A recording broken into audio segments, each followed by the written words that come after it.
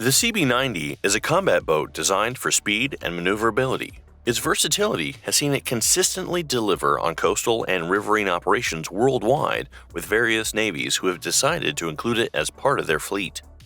Its impressive credentials as a fast attack and troop transport boat have given it a reputation as one of the best vessels in its class. Plus, upgrades over recent years have seen it become even more effective in the water. Let's take a closer look at it in action. But before we get started, if you enjoyed this video and would like to see more just like it, remember to give us a like and subscribe to Military World to get more sent straight to your notifications. The boat is developed by Swedish boat maker Varvet, a division of Swedish company Saab. It was originally conceived in the late 80s to replace the Swedish Navy's aging TPBS 200 class. Two prototypes were delivered in 1989, and after the completion of field trials, the Swedish Navy signed a contract for 120 boats in 1990, with the first deliveries seen for the Swedish Navy in 1991.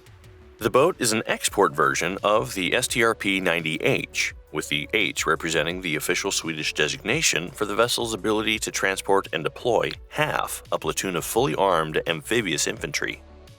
Famed for its versatility, the boat can function as a fast assault and coastal defense vessel, a patrol boat, or a special operations support vessel. On top of this, it can also be used for reconnaissance, surveillance, and intelligence gathering operations. Several of the boats have been converted by the Swedish Navy to fill various roles. The STRB-90L, with the L standing for leadership, has battalion-level command and control, with computer and communications equipment and an auxiliary generator. The STRB-90 Comp L is a plain version of the boat where portable computer and communications equipment have been installed, giving it the ability to provide company-level command and control. The STRB-90HS is built for overseas peacekeeping and rescue operations. This has modifications to keep its crew comfortable in Mediterranean conditions that include air conditioning, an auxiliary generator, a head, and more comfortable crew stations. It's also armored, so its engines have been upgraded to compensate for the added weight. The Swedish police operate one unarmed STRB-90H with bunks, a pantry, and a crew lounge, and the Swedish Sea Rescue Society has two unarmed STRB-90Hs converted for search and rescue. This ability to suit different missions has made the CB90 very popular worldwide, and several nations have their own versions of the vessel to suit their needs.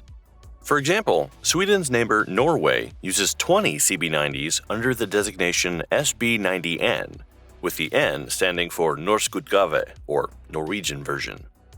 The S90N differs from the original as it's armed with two M2 Browning heavy machine guns and a Protector remote weapon station. The anchor winch is motorized and mounted at the stern, letting a grounded vessel tow itself afloat rather than risk damage to its impellers. The S90N carries an auxiliary generator that gives electrical power to navigation and communication systems, even if the engines are down. The troop compartment has a higher deck height, so most people can stand rather than crouch. Also, it has two watertight compartments in the bow, with extra room for toilets and stores, plus much more sophisticated navigation equipment based on GPS technology. Back to the original craft it's based on, the CB90, which was built to offer seakeeping, speed, efficiency, and safety in challenging operating conditions. It's made from aluminum, which keeps it lightweight, with an overall length of 48.8 feet or 14.9 meters. Its rugged design lets it handle harsh sea conditions, including rough seas and extreme weather. It's also been designed to withstand ballistic attacks and has armor to protect the crew and passengers from small arms fire. The boat can take on 21 fully armored soldiers and load up to 9,920 pounds, or 4.5 tons of cargo. A splinter-protected wheelhouse module houses two operator seats and a middle jump seat in a small aircraft-style cockpit. This jump seat can swing in and out of place. Immediately below the cockpit is a bulkhead that is divided by a passageway, extending to a bow ramp landing area. This has a unique drop bow system that gives rapid deployment of troops, as well as quick removal of casualties ashore. The middle of the boat functions as the troop compartment, where soldiers and their equipment can ready themselves for battle. The CB90 can drop troops directly onto beaches or riverbanks, making it very effective for amphibious assaults and rapid response missions.